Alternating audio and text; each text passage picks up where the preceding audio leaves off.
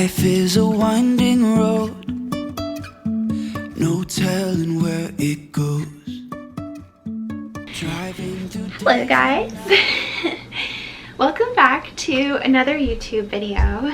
Today's video is a story time video, and I'm going to be telling the story of how I got my first job in New York City and how a snowstorm played a part in that. And this week, so right now I'm filming this before work, it's February 3rd, Wednesday, and Monday and Tuesday this week there was a huge snowstorm in New York City. And we don't get a lot of snowstorms here, but this one was pretty big. It actually stuck. I thought that this would be a great story to tell. I've been doing kind of like the shorter videos on Thursdays, just like, I don't know, like something 10-15 minutes, and then I have the longer vlogs on Mondays. So I thought that we would just do a story time today. I put up a poll on my Instagram stories on the fashion squirrel and asked if you would rather see this story or my hair accessories collection, and everybody voted this one, so that's what I'm going to do. And I thought that it would be fun to just kind of do a story time because I don't really do this that often, and I think it's fun to just have like a little girly chat on the pink couch and, you know, be comfy. I'm wearing sweatpants and, you know, a sweater and just drinking my matcha. And I thought that it would be fun to show this story because I know how many other people watch this video, want to move to New York, or already live in New York, and or maybe are just, you know, trying to get a job here or their first job somewhere else in another city. It all kind of translates, and especially when it's the first time that you're doing it, trying to get a new job, moving to a new city, it can be kind of a lot. And it's interesting to hear kind of like how other people got their way in. And it's so crazy to me that like I'm telling this story because I feel like, you know, sometimes when you feel like you've come in one of those like full circle moments where you're like, everything I pictured and like wanted is now coming true. It's kind of how I feel right now. Like sitting here in my own apartment in Soho in Manhattan on a pink couch is like exactly what I had in my vision board of like my end goal. And it definitely took a long time to get there and a lot of ups and downs along the way, but like this first starting point was how I got there. So that's what I'm going to share today. Okay, so to start the story off, there was a snowstorm. It was the biggest New York City snow in like 50 to 100 years. So basically it was the weekend of January 22nd to 24th, 2016. And it was like 27.5 inches of snow that New York City got, and it was all along the whole entire Northeast.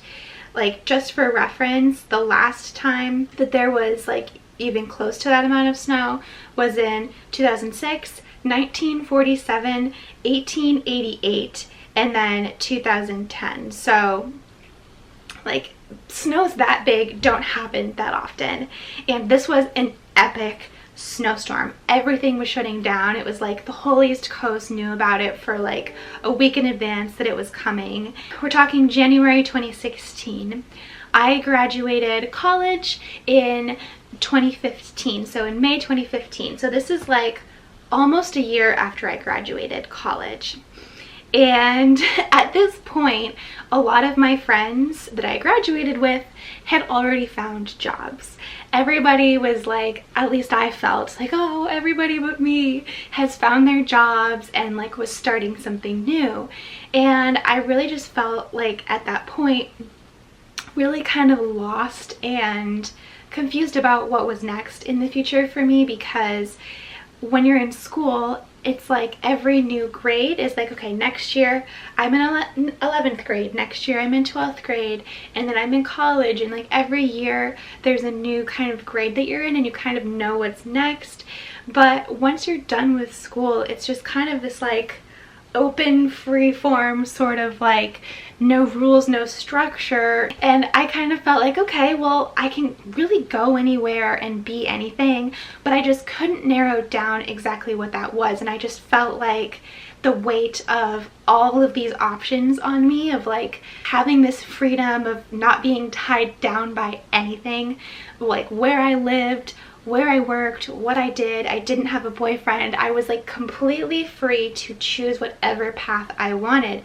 And I felt like that was such a privilege that a lot of people in the world don't necessarily get. And here I was like having it, and I was like, I don't know what to do. Like, what do I do next? And I, of course, also had such a broad major. So for those of you who don't know, I went to Loyola University, Maryland in Baltimore, Maryland. And I majored in communication, and I double specialized in journalism and public relations / advertising, and I minored in marketing. So communication is obviously a really broad field, and to add to that, I majored in like all of those other different fields.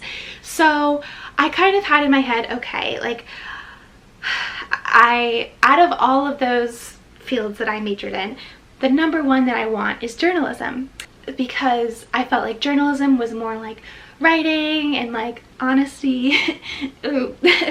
And then like marketing was more of like for profit, like you're doing this for profit, and that just didn't feel 100% like what I wanted to do. Not that there's anything wrong with that, I just like, out of all of those fields, I just wanted to like write, and like I had this like, I want to make like a difference in my head and do something that I'm actually passionate about.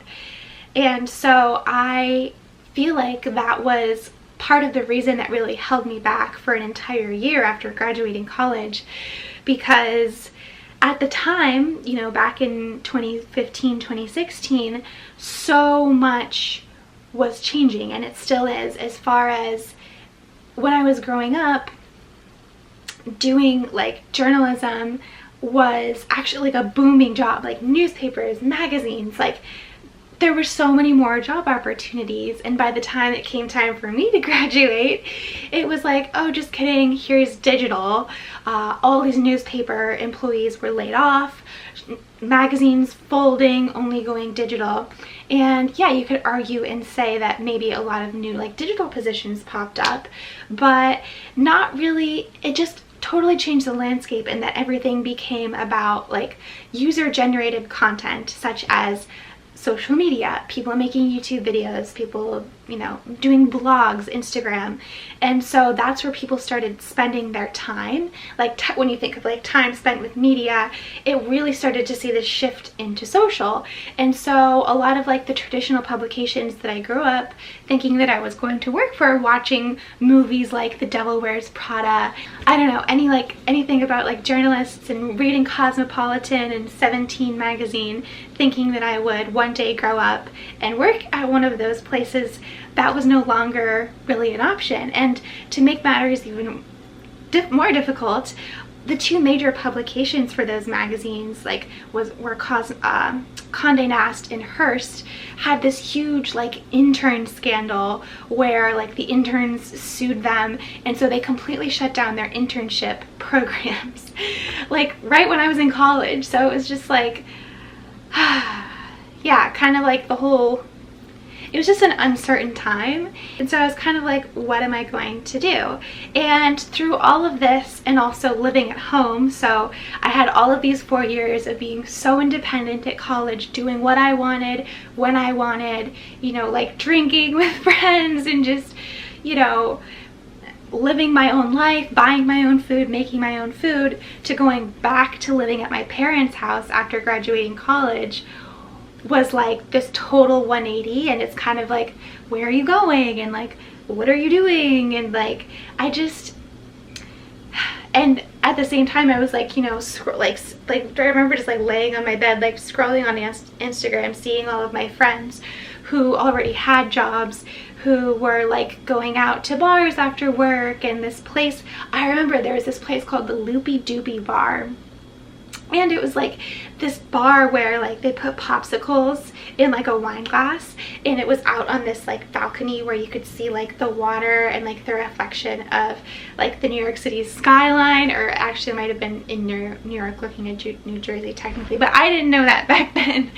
And I was just like, oh my gosh, like that is the life that I want. So basically I had this dilemma where I was living at home with my parents, and all of my friends were in New York, or some of them also stayed in Baltimore where I went to college. So I kind of knew like I really could go anywhere, like California, like I don't know, Europe, wherever. But I kind of had this thing in my mind with like out of New York City or Baltimore, like definitely New York City. And I knew people that lived there, so because a lot of people I went to college with were from either like New York or New Jersey, so they were able to like live at home for a year and then save up money like during their first jobs before they moved out on their own into actual apartments. But for me, since my parents lived in New Hampshire, like literally up in the boondocks, like mountains, there are no jobs up there, like it's all kind of very like, it's just different. But I kind of felt like, well, yeah, I couldn't afford to live in New York City on an intern salary, so I had to find like a real job. And like I had been offered some internships through like, I don't know, like random opportunities that I saw, but I kind of just like turned them down and was like, but I can't, like how would I make that work? I have no savings, my parents aren't going to support me here, like they can't just like afford a whole other apartment in New York City. That's like a whole other mortgage or something, like it's a lot. And so I had a best friend at the time, Grace, whose family actually said, you know what, if you do an internship here, we have an extra room at our house. If you want to stay with us, you can. And her family lived in New Jersey, which was just like a quick train right away on the New York City Transit right into Manhattan. And my friend Grace had a job in Manhattan, so she was like, you can commute in with me. And so that, like, the generosity of her family to take me in like that and to allow me to live with them while I kind of got my like feet wet, or like, you know, got my foot in the door in the city, was really just like such a blessing. And I feel like it really kind of made it real for me. So I accepted an internship that I found through my career center, where the person who was hiring for the internship reached out to my career center, and I reached out to the career center at the same time. We got connected. It was a PR internship at a company called Escada, which is a women's luxury designer. And it was really cool. It was like in Midtown, and I was like, oh my gosh, like I'm working so close to Times Square. At the time I was like, oh, this is so cool. They had this like huge closet. It was basically like a dream. I was like, oh my gosh, I get to go back into this huge closet and like pick out clothes for like magazine articles and like celebrities and stuff. And I was like, this is really cool. But the thing is it was an internship. It was like the fall of 2015, and so it ended. I remember when it ended in December, SantaCon or something was going on where I was like, all right, like I was leaving the city and I didn't have another job lined up, and I was kind of like really sad. And I had had a taste of it, of the city, and I was like, I was like, okay, now I like no for sure that this is what I want. I remember I was at like a party or a bar or something, and I was really high up in a building, and I was just staring out the window at like all of the buildings, and I think the Empire State Building was right there. And I was just like telling myself mentally to like remember this moment and remember that this is what I want. And when I go back home to New Hampshire to live with my family again, to not forget that this is what I want, and to like go after my dreams. And I had a lot of people who were telling me to give up, like family and friends, to give up and just move to Boston because it's easier. and that I was too quiet for New York City and too like nice and whatever, and that like I couldn't be tough enough for the city. That is complete bullshit.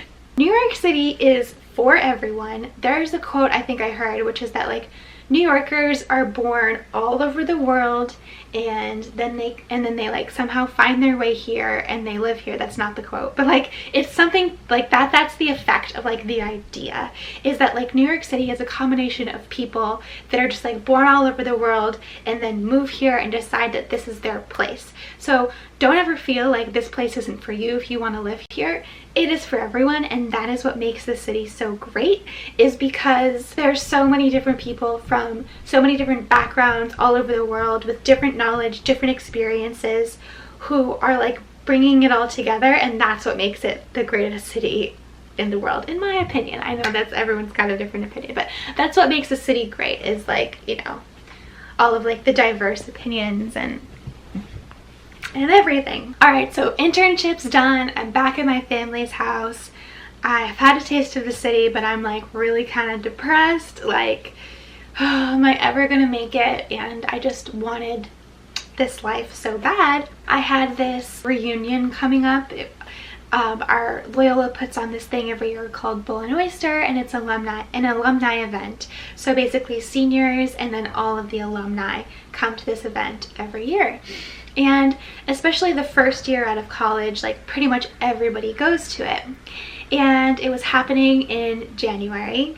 And it was like this one thing that I really had to look forward to like actually be around people my own age, because I had this like feeling like everybody was in New York and New Jersey, and like even if like, you know, they worked in the city or whatever, they were all like close to each other and like they could still like visit each other and drive. But I was like literally stuck way up here, so many hours away from everyone, and I had been turned down from so many jobs. So I was sad trying to find a job, staying at my parents' house, but I kept interviewing. And so what I would do is, and these interviews are like, I don't know, max 30 minutes long. And so, but I was very, very determined, and thankfully I had my friend Grace on the side. And so what I would do is, if I would land an interview, like an in-person interview, I would basically call up my friend Grace and be like, hey Grace, like I have an interview in New York tomorrow, like can I stay the night at your house? She would be like, yeah, of course. And so I would, like, anytime I had an interview, I would drive down. It was like minimum 6-hour drive from New Hampshire, where I lived, to New York City. But like with traffic, it could be 8 hours. So this was like a lot of hours of driving for only 30 minutes of an interview. But I would do it, and I did it multiple times. And thank you again to Grace's family for letting me crash at their house every time that I had an interview, because that really, I think, like made it so much easier. Because I feel like if I had to like get a hotel and like stay somewhere that I didn't know, it would have been a lot more confusing, especially like as someone who is not from a city. Like getting around a city is like is very confusing. If I got an interview, they'd be like, I basically, oh yeah, and what I did, I forgot that I did this, I put her house on my resume so that like when I was interviewing, people thought that I lived there. I got her permission, of course, but like people thought that I like lived there. And so when they would call me up and be like, oh yeah, and like say like the phone interview would go well, they would be like, oh, like, and can you come in for an in-person tomorrow? And I'd be like, oh, let me look at my calendar. Yeah, tomorrow works great. And then I would call up Grace and be like, can I stay there tonight, please? And then I would drive down like 6 hours, like overnight. I would be like in my car, like listening to my music, like, woo, I got another interview. And I would just like drive down and stay at her house. And I did this like, I don't know, I want to say like 5 to 7 times of this 6-hour drives for these like 30-minute interviews. One time the interview was only 7 minutes long. It was literally not because I did anything wrong, because I think it like, I thought it was an interview, but it was more so just like a meetup. So yeah, basically like I committed, and I feel like that's kind of what you have to do, is just like really commit to it and just like find a way and just like push a little bit further than you want to and a little bit further than what you're comfortable with to like actually get the thing that you want. And I was supposed to have one of these said like come in tomorrow, like drive 6-hour interviews on the weekend of January 22nd to the it was like, yeah, that Monday of the big snowstorm. And so the interview, I was thinking about canceling it. Loyola had this thing called Bull and Oyster, which is basically where they put on an alumni event. And so I was like, okay, I'm supposed to be coming down, you know, to this area anyways for Bull and Oyster, and let's do the interview that Monday. Needless to say, I was really excited to like see my friends from school and to have another interview. But this huge epic snowstorm happened, and I was like, and Loyola canceled Bull and Oyster. So I was like really sad. I was thinking about canceling my interview, but I wasn't really sure like how big the snowstorm was going to be. Meanwhile, it was going to be a huge snowstorm. And so I had some friends from Baltimore who decided, okay, Bull and Oyster is canceled, but we're going to do like a fun like weekend with friends and just like a party like ourselves anyways. And they called me up and were like, come down, like you need to come to this like party. And I was like, oh, I'm not really sure. And then I just like last minute decided the next morning like, okay, I'm gonna come. And when I say I snuck in at the last second, like I really snuck in to like Baltimore at the last second, because it was like as I was driving down the highway, like all of the roads were saying like everything is closing, like everything is closing, and it was like really snowing. I made it to my friend's house in Baltimore. I parked on the street, which was really stupid, and had a really fun weekend. And then when it came to that Monday for my interview, my car was completely snowed in on the street. Like the snow was so high, it like went above my car. And so I was like, I gotta get out of here, I gotta get to this interview, like no, I have to do this interview. I just like picked up a shovel and I just like shoveled. I just started like shoveling my car out of the snow. Meanwhile, my friends, who were like a bunch of guys, like had already shoveled a bunch of other people's cars out that day, like strangers that we didn't even know, just like people like, I don't know, who like lived nearby. And so when I was like, okay, like help me shovel my car out, they were kind of like, oh, I'm tired at this point. So I was like, oh, fine, I'm not gonna let this stop me. And I was just like literally just like shoveling so much snow. I was so determined, and it took a while, but I like had all of this adrenaline like to do it. And so I basically like shoveled myself out, and then finally like was able to drive down the street, because like also had to wait for like it to be plowed and everything. I got there, I got to my friend's house. I think my interview actually might have been on Tuesday, I don't know, but like I changed and then went in for my interview at basically a digital marketing firm. And the interview went kind of bad.